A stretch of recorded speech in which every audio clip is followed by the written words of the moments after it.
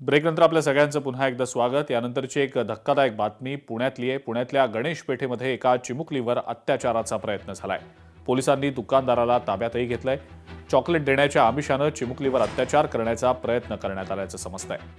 चिमुकलीच्या ही सगळी गोष्ट लक्षात येताच तिनं आरडाओरडा करत स्वतःची सुटका करून घेतलेली आहे।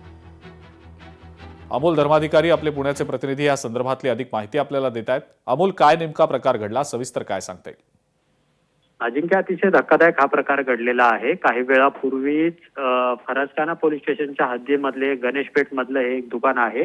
या दुकानामध्ये 47 वर्ष जो दुकानदार आहे त्यांनी त्या चिमुकलीला चॉकलेट देतो या बहाण्याने दुकानामध्ये बोलून घेतला आणि तिच्यावर अत्याचार करायला सुरुवात केली। त्यानंतर त्या चिमुरडीने आरडाओरड केल्यानंतर आजूबाजूचे जे लोक आहेत ते त्या ठिकाणी पोहोचले आणि त्या चिमुरडीला सुखरूप बाहेर काढले। सध्या या दुकानदाराला फरसखाना पोलिसांनी ताब्यात घेतलेला आहे आणि गुन्हा दाखल करण्याचं काम देखील सुरू आहे। पण सातत्याने पुण्यामध्ये अशा पद्धतीने लहान मुलींवर अत्याचार करण्याच्या घटना आहेत त्या वाढू लागल्याने नेमकं पुण्यात काय चाललेलं आहे आणि कायद्याचा धाक आता उरला आहे का नाही असं सवाल उपस्थित होते। कारण गेल्या आठवड्याभरामध्ये ही 5वी घटना आहे जिथं लहान मुलीवर अत्याचार करण्याचा प्रयत्न आहे तो समोर आलेला आहे आणि गणेश पेठेतली ही घटना काही वेळापूर्वी जी घडलेली आहे त्याच्या विरोधात आता फरसखाना पोलीस स्टेशन मध्ये गुन्हा दाखल करण्याचं काम सुद्धा सुरू आहे।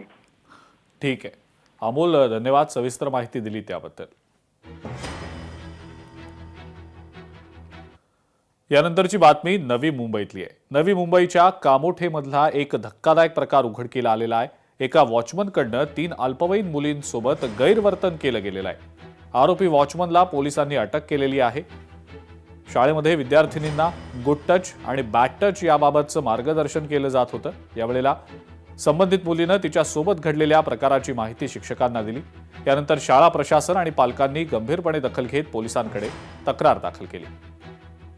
अल्पवयीन मुली ज्यांचं वय 6, 7 आणि 9 वर्ष आहे अशा मुलींसोबत त्या ज्या ठिकाणी राहत होत्या तिथल्या सिक्युरिटी गार्डनी त्यांना बॅडली टच केलं होतं आणि त्याच्यावरून मोलेस्टेशन आणि पोक्सोचा गुन्हा दाखल आहे। त्यामध्ये मुलींना शाळेमध्ये जेव्हा गुड टच बॅड टच विषयी शिकवलं टीचरनी त्यावेळी त्यांनी सांगितलं की हे वॉचमन अंकल आम्हाला असं करतात।